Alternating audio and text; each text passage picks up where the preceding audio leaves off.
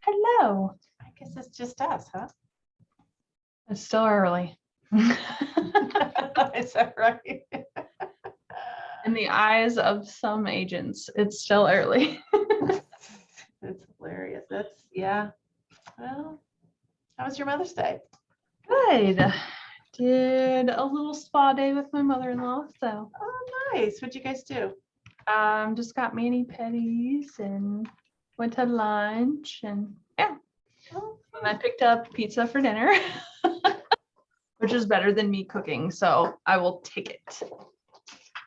yeah, that's we had friends over at the last minute. The kids made me dinner the night before and had, they're teenagers, they're adult teens, and they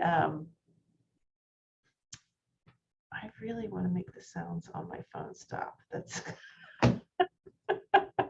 I switched phones and I haven't figured out how to turn everything off. So anyway, they fixed dinner the night before, and then the next day they gave me cards, and so we had some friends over since they didn't have their kids that weekend. So we're like, That's cool. it's nice. Let's sit out under the fire pit. Yeah. So I'm putting my listing back on Airtable. It got deleted Why did? because it said it was going. I don't know. They don't apply this across the board because I did have going active or coming soon on May 6th. Well, that didn't happen. And then but there's another one that says June or May 5th. It was going active, but it's still there. So I said something to Abby the other day because I'm like, hey, there's like multiple things on here that should be off by now. And she thought it was like the one date only. And I'm like, no. So no, there were things like Rachel's it's up to the agents to let them know. Like Rachel had one that was in contract, like from Airtable, and it was like 2 or 3 weeks in contract because I asked her, hey, is it such and such in contract? Yeah, we've been in contract for a while. Oh, you mean like so, I don't remember deal. Got it. Off market deal. Yeah. I see. So it's, like we need to be proactive and tell them, yeah, this needs to come off. But That's true. But also, if there was a way they could see that it's on the MLS, then that would be. And I usually just tell them, hey, take this off. Right. But this one I didn't. So I'm a little miffed. Well, if the date expired, if it's the coming soon date, whichever date hits first, if there's a date on there, that's when they'll take them off. Now they don't take them all off. She should be. Because those dates can change like at the last minute. And right. I don't remember what day I put on there because I'm waiting to hear from my seller when the carpet's going to be in, when they're ready to really go live. And that, that was going to be like 2 or 3 weeks from now. So I think it's 2-bedroom. Yeah, there's a little confusion on what date was the appropriate date. So, yeah. Should be better now. All right, we'll go ahead and get started. So thank you, ladies, for attending my class today.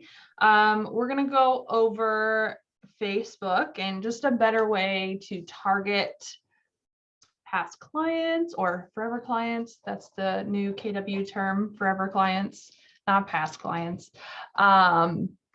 And how to just really help you focus on those people in your news feed versus everything under the sun that you see. I will tell you, I'm showing you a different way because the initial way that I was taught and that I had initially used it, is not there anymore. So, yeah, so we will go ahead and get started. I'm doing this on a computer, so it might look a little bit different on your phone. But I did check this way is possible on both platforms. So I'm going to go ahead and share my screen. As always, if you have questions about anything, absolutely feel free to interrupt and ask. So again, disclaimer, I'm not responsible for anything that pops up on my Facebook.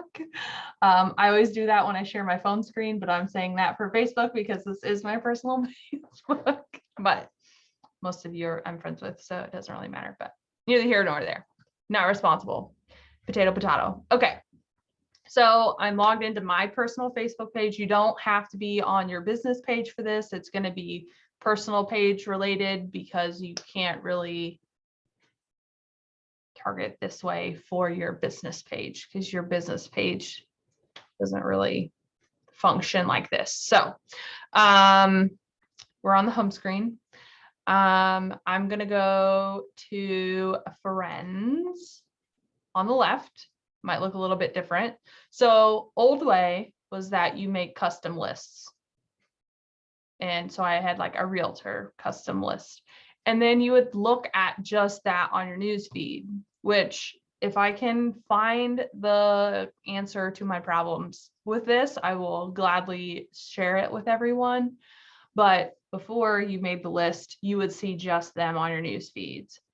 But again, like I said, I've searched and searched and searched. It will not let me just see their news feeds anymore. Like my news feed would show up and it would just be their stuff. So now you're going to go to close friends, or I'm sorry, not going into lists anymore. So you'll go to back to your home screen. You're going to go over to your profile settings and privacy. So your profile settings and privacy, newsfeed preferences, and then manage favorites. So here you can go through and star who you want to be. So what is this is going to do by marking favorites, that just makes them at the top or prioritizes, shows their content more often than everybody else. So it doesn't completely rid you of everybody else on your news feed that way, but these will make them top priority. So if Obi would post something on his Facebook, one, you would likely get a notification, and two, it's going to be at the top. So it's going to prioritize. If I mark Obi as a favorite, it's going to prioritize over Sam Cooper, over Everything Life and Real Estate, over everything else that we have. So that makes it a lot easier for you to engage with your forever clients, anybody that is in your pipeline, even if they're in the cultivate phase. So just go through and then you can search by friends only, pages only, and then you can look at only just your favorites. I don't think I have any. So yeah, but so that way you can differentiate business pages from people. You can search by them. If I wanted to just type in, so you can, whatever makes sense. So I'm going to put Josh as a favorite. I'm just going to go through and pick random people. We'll do Forrest. They're gonna do Megan. I'm trying to think of people who post often. Sam posts often. And I'm not like showing favorites on anybody. Please don't think that. I'm just picking random people. So then I'm going to go to pages. So I'll follow, make sure Tammy's, we'll do Baron Group. Elite posts often. We'll do Brooke.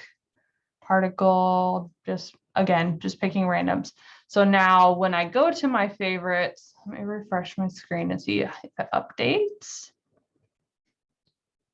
So now when you go through your news feed, like those favorites are going to be towards the top, which doesn't look like anybody's really posted in near recent for it to populate like that. But once they do post something, it will show up right there at the top. Your people will be, those posts will show priority over anybody else's. And that again, just gives you that really quick and easy way to reach your database or reach out to those past clients on Facebook, because believe it or not, having a conversation on Facebook is considered lead gen. As long as you're having a two-way conversation with whomever, that's a conversation that, as long as it's real estate related, obviously it's a lead. If you're on a mom group talking about the best sunscreen for your baby, that's not quite the same conversation as a lead. Still a conversation, still a connection, still a touch. Not bad. If you can transition from baby sunscreen to real estate, you're a professional. But yeah, it's just another outside of the box way to really make it work. And I know people hate calling people, and so giving you another option is what my ultimate goal is. And then just really engaging on Facebook it's free marketing, it's a free connection, everybody is there. The biggest age groups, the millennials and Gen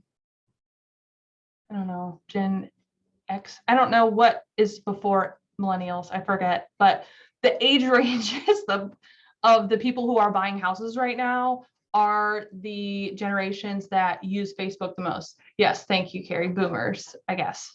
I thought there was one in between the two, but I don't know for sure.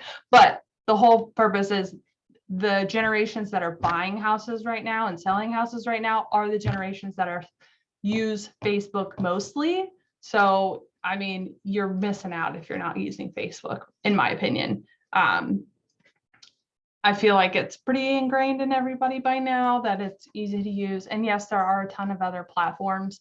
But again, it's tried and true. It's been there forever. So it's very user friendly in the fact of the upper age group.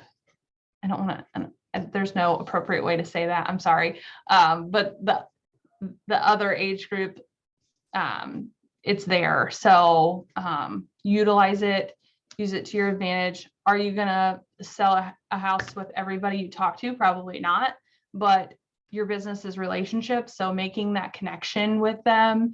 And even with new clients, I feel like this is so overlooked, is that, if you want to learn about a restaurant or a business or somebody else that you work with, say you're interviewing somebody, where do you go to look them up? You go to social media, you go to the internet. So the whole purpose of your Facebook, your social media, even if it's just on the business side, is to showcase yourself as a person, not only as a real estate agent or a realtor, but as a person, so they can make those connections with you. You flock subconsciously towards people who are more relatable to you, that you connect with. I have friendships and relationships and conversations with people over social media that I've never met in my life, like in person. But it makes that connection so much stronger and so much more easier once you do meet in person. I'm connect with a lot of KW people through social media, just because obviously, we're global. So like going to the mega leadership, just to share a little bit of experience of how it affected me in my position, is, I talk to these people regularly and, connected on a different level with them through social media, because or email, because that was the way we connected. We can't go hang out with each other unless we wanted to fly somewhere. So when we were all centralized in the same area and finally got to meet in person, it's like you already know them. So that helps you, especially if you're one that's not as outgoing as some people, a little more on the introvert side, which nothing wrong with that. But this is that way to bridge that gap. Have those conversations, start them now on social media in a way unapproached, they don't feel locked into anything, even like a phone conversation. The difference is, if I answer this phone, they know I'm available, they know I have to talk to them, and then you feel bad if you try to get them off the phone. Whereas a text message is very hands-off. You have the option to see it and preview what's coming at you before you commit to that conversation or that relationship or whatever. Social media is the same way. Yeah, it's on there. You can message them. And with some texting and some Facebook messaging, you can see if the person's seen it, but still it's that that feeling of having the control of what's happening is what really can make or break a conversation or getting a deal or something like that. Just trying to think about the psychology of social media with relationships and how it affects your business goes way deeper and beyond a phone call, or, that gives them the hands-off approach that they have the control, that they can determine if they want to have this conversation, and then that may get you further. So just some things to think about with social media and stuff like that, but really put your favorites on there and really, let me see if this pops. Haha, there it is. Click on your favorites over here and then it'll just show you. There we go. Okay, so reworking that. I thought it would just let you go. So you're going in the drop arrow for your profile, settings, newsfeed preferences. You want to manage your favorites. So add all your favorites. If they have a blue star, they're your favorites. Then you're going to come here to the left and go to favorites on the side. That's how it will get you just them on your newsfeed. I was like, I know there's a way, and I know they wouldn't completely get rid of it. So this gives me now, like you see, Scott isn't, oh, he is a favorite. I lied. I didn't know he was my favorite. So you can see under here too as well that they're marked as favorite. So they're going to be at the top. And then right here is where you're seeing just them. So you can focus on just their stuff. So again, just gives you that focus piece. You interact, comment. Don't just like or heart something, comment on it. You want two-way conversation. You may comment on here, they may reply. Then it goes into Facebook Messenger where you're talking, chatting, kind of give a little bit more of your sales pitch per se, and then build that relationship from there. This is funny. Cinco de Mayo, competing for a house in this market, justified drinking. So you put a laughing emoji, can't relate, more, comment on it. Super simple. Everybody's on Facebook almost every day. So it is not a whole lot of extra work than what you're already doing. Just engage with your people more than just likes, comment on it. If you know them closely, maybe share it, or if it's a way to raise awareness about something that would not be super personal for them, like if they're doing like a GoFundMe for somebody, or if they are, like raising awareness, like for the birthdays, they do the donations, stuff like that, Red Day stuff, like share their content if that's appropriate. Obviously, I don't want you to like share a picture of their kid. That would be a little weird, but it's, yeah, so really use social media for your benefit. It's a way to make great connections. And like I said, that very hands-off approach of they have the control is going to make all the difference in the world. So any questions on anything? This one's super short today.